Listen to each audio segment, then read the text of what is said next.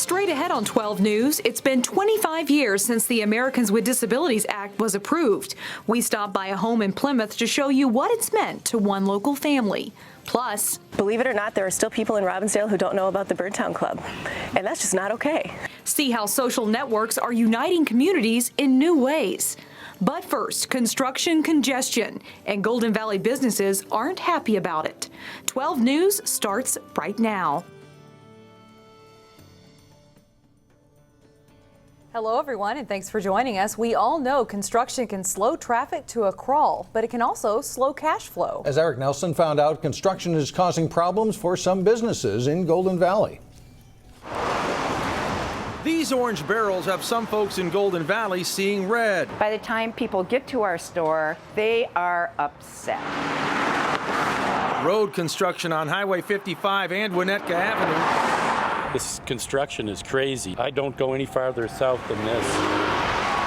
Is causing a huge hassle factor for business owners and customers at the Golden Valley Shopping Center. Our customers are not happy when by the time they get here, they already got an attitude. The problem is you can't get there from here. When you're on Winnetka, there's no way to turn left into the Golden Valley Shopping Center. The construction snags have put a dent in profit for some businesses. It's been real disruptive to our business. No traffic flow reduces cash flow. I'm looking at 15 to 20% impact on my customer counts and total sales. As you can see, most of the walls are filled with guitars when you first walked in. Drivers are being rerouted around the shopping center, forcing some to enter in the back, which causes problems for the stores. That's where we get our deliveries, that's where we take out our trash, and these people are zooming through the parking lot. One of our employees almost got hit. Maybe, poll or talk to us before you block our driveway completely and put lousy signs up. Road construction disrupts routine. Even a 10 to 15 minute delay can force someone to change their shopping habits. The average human gets in a rhythm of life and they go to where they go, and we're being removed from their rhythm of life. In Golden Valley, I'm Eric Nelson, Channel 12 News. My Music Store owner Linda Morris is also worried the road work will affect the 16th annual Guitar Toss this Saturday, which benefits the Animal Humane Society. And get ready for another big highway closure this weekend. The southbound lanes of I-494 will close Friday night from the Fish Lake interchange in Maple Grove to I-394 in Minnetonka. Construction crews will be doing storm sewer work. Southbound 494 will reopen by 5 a.m. Monday. Well, for years, people have relied on neighborhood groups to stay connected. But now neighbors are finding ways to stay connected online through social networks. A very active group in Robbinsdale shows us how it's done. In the summertime, yards and neighborhoods are inviting places to get to know the people who live down the street. In the winter, though, it's quite a different story. It was summertime, and we were just, kind of thinking about when winter comes and how we don't see each other, and let's figure out a way to see each other in those cold, long winter months. So Molly Olson and a group of dedicated neighbors established the Birdtown Club, a social group committed to getting together once a month. My husband actually brought up the idea of a Facebook page, and then he started the Facebook page, and that's just been amazing. People started joining, and the Birdtown Club Facebook page took flight. Currently, there's more than 2,500 members. It feels like it's sort of the first place people go to when they have a question or a concern, when they need a quick answer. When something new happens, like the most recent Little Free Library, it shows up on the page. But it's also a problem solver. One of these days I'm going to go through and compile a list of all the, lost Birdtown pets that have been found. Whatever you would talk about with a neighbor, it goes here, and people respond. There's people that ask questions that sometimes we'll answer, the city council will answer, or we can recommend people to go talk to the city or who they need to talk to resolve a problem. But it's not a free-for-all forum. Molly and a team of volunteers set guidelines and check posts to make sure people are respectful. We're very happy to do it, and we're very proud of it. The page is a busy, productive place, and members want to keep it that way. I think that it is a good thing. It can only do good things, and as it grows, we'll continue to do the work that we do. Community members in Robbinsdale are not alone in establishing social bulletin board pages. Brooklyn Park has a robust page with 3,900 members, and other pages are growing too. The newly established Brooklyn Center page has just under 1,000 members, and Crystal, another new one, has just under 300. Golden Valley is expected to make a decision soon on a new city manager. Current city manager Tom Burt is retiring after 13 years at the helm. On Wednesday night, Golden Valley residents had the opportunity to meet the 4 finalists. All have held top positions in cities ranging from Anoka and Delano to Windham and Wilmer. They each have reasons for seeking Golden Valley's top job. I love Golden Valley. I'm a Highway 55 kid. I've grown up on Highway 55 and have driven 55 my whole life. I've known Golden Valley. I love everything about it. It seems to be a community to me, having lived around Golden Valley and worked around Golden Valley in my career, a community with a strong sense of community and togetherness. In my career, I did a lot of economic development. I had 13 years in the economic development field, and I know that Golden Valley is a large net importer of labor. There's about 35,000 jobs in this community, so there's a wonderful opportunity to grow. It's got a terrific reputation in the metropolitan area. It's similar in size and scope to the community that I've been in before, the city of Wilmer, but really it's the fact that it's Golden Valley and it's just a plum community. And all of the candidates agreed building relationships is a top priority if they get the job. A first-of-its-kind state health analysis shows many Minnesotans contributed to avoidable health care costs, $2 billion worth.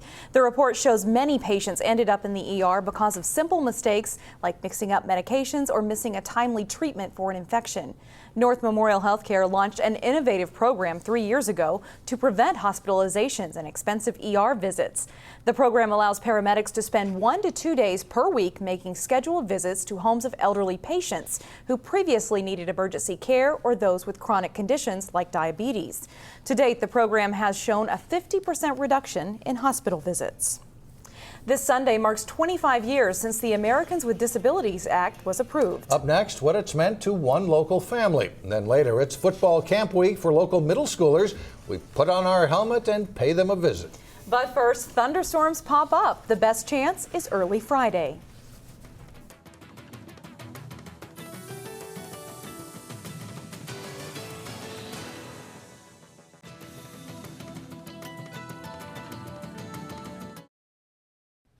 "25 years ago this week, President George H.W. Bush signed the Americans with Disabilities Act. It was a law designed to eliminate discrimination against people with disabilities and open new opportunities for them. Elaine Cleveland found one local family that has benefited. It's been an awesome place. Tucked in a residential neighborhood in Plymouth sits a nondescript group home for people with disabilities. It's their home, and it's made to feel like their home. It's where Mike Wincek has lived for the past year. He immediately, befriended some of the residents. His brother David has lived in a similar home in Maple Grove for 2 years. And he was pretty sheltered living with my mom. And he's now making his own coffee. He makes his own lunch. Yep. And if he were... And his own laundry, right? Patrice Dahl and Linda Tomashko are their sisters. They found these homes, owned and operated by Hammer Residences, to give their brothers a better life. They're both in a group home, which means that there's 6 residents, and then they have staff present at all times. During the night, there's 2 staff. 1 sleeps and 1 is available if anybody were to need anything. On this 25th anniversary of the Americans with Disabilities Act, it's a sign of progress. Yes. The sisters remember what life was like in the days prior to the law's passage. It wasn't very pleasant. So without opportunities, accessibility, I would be insane. Most of what society sees about that law are curb cuts and, automatic door openers. Hammer's chief program officer, Elizabeth Armstrong, made her way to Capitol Hill in 1989 to lobby for the bill's passage. People with disabilities have the same rights you and I do, and so it was just a declaration that in fact is true. In the years since the ADA became law, she's seen new things open up for people with disabilities. Some of the opportunities that people have to make choices about where they live, where they work, all of those things have improved. Those opportunities have provided David and Mike with a better life. It's really comforting to know that to they know. are secure. Yes, and hopefully this continues. Yes. In Plymouth, Delane Cleveland, 12 News. State officials say people with disabilities make up more than 12% of Minnesota's population. Well, this summer's rainfall is made for lush lawns, but it may have caused some lawn diseases. We'll sort it out in the garden coming up. But first, highlights from a high-scoring back-and-forth Legion baseball game for Wayzata. John Jacobson is in next.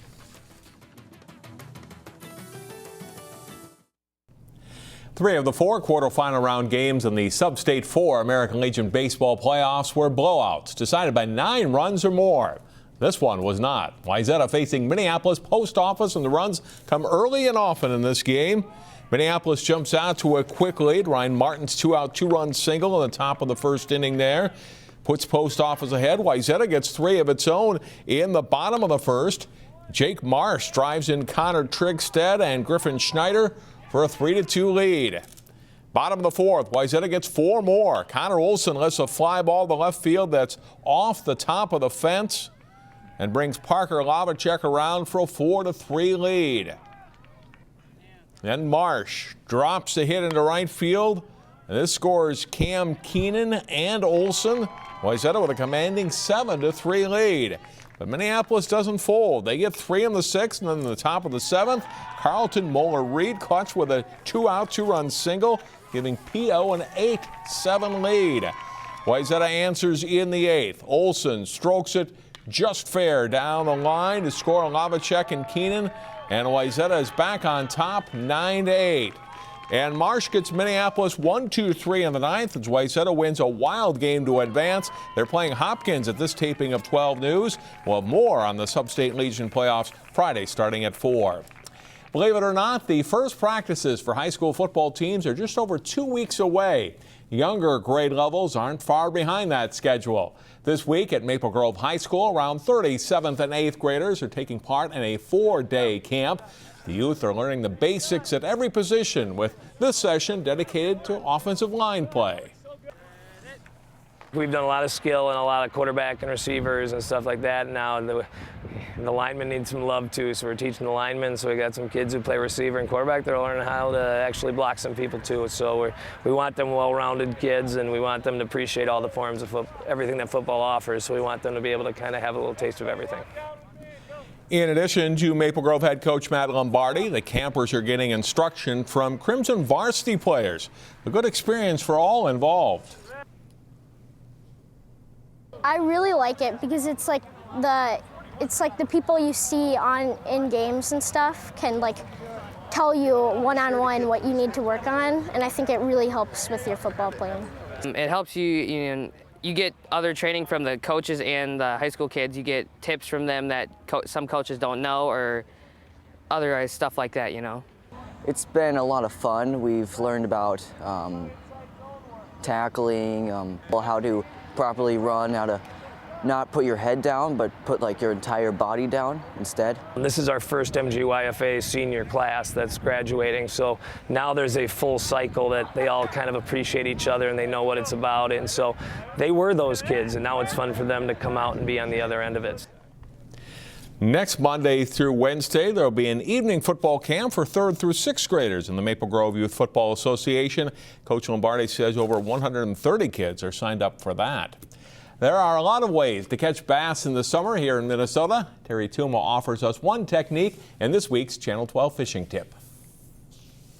Texas rigging for largemouth bass. What weight should I use? Well, personally, what I use a 32nd or 16th ounce on a spinning rod, and generally speaking, I'll use either a mono, nanofill, or fluorocarbon, but most of the time nanofill because of the distance, the smoothness of it, and the sensitivity.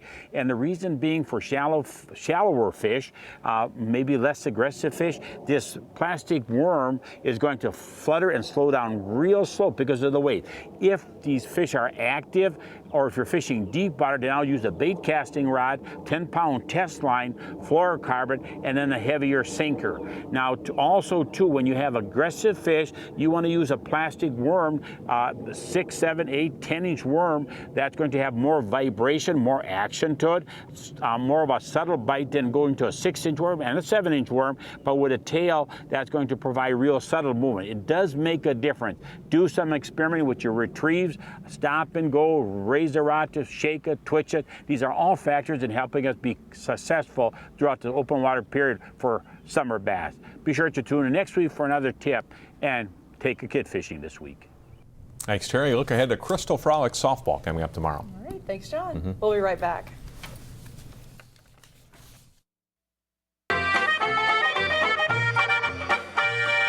Get ready to polka in Crystal. The Bill Conkar Polka Band performs tonight at Becker Park as part of Crystal Frolics. The annual festival runs through Sunday with fireworks both Friday and Saturday night. Looks like fun. The middle of summer is when you want your lawn to look its best. But a closer look might reveal some issues that have to do with fungus. And we go in the garden today to learn how to recognize problems and what to do about it.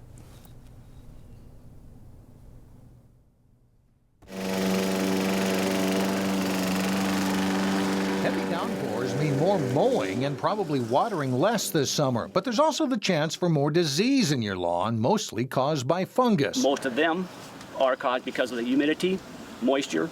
The lawns are staying damper longer. That's what spreads the disease. John Henning of Dundee Nursery in Plymouth says one disease they're hearing about is something called fusarium blight or brown patch. It makes your lawn look water-soaked in spots and the outer ring turns brownish. You may be able to control it with better watering techniques if the rains will allow it. Water less often, but deeper. A lot of people water the lawns like every other day. They're keeping everything moist, but the roots aren't getting very deep. Another problem is fairly easy to spot. It's simply called rust, giving your lawn a reddish, rusty look. When you walk across your lawn, you'll get like orangish stuff on your shoes. Fix might be good watering, adding nitrogen to the lawn, and picking up clippings. If you get mushrooms in your yard, the best advice is to simply knock them off. They can form circles called fairy rings, but even experts say there's not much you can do.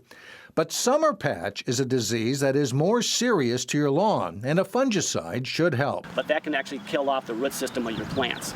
And if you have that in your lawn, you're going to need to put disease control down to prevent that or to stop it. So what if you can't tell what's going on? The nursery experts say bring in a small chunk of your lawn. We need a sample of the disease in process. Bring us in a pile of dead grass doesn't really help us a lot. But if we can get something right on the cusp of that problem between the dead, the dying, and the green, that shows us all the signs in there of what's going on. And they'll tell you what to do about it. They'll figure it out and help you out too. That's it for now. Thanks so much for joining us, everyone. Community Corner is coming up next.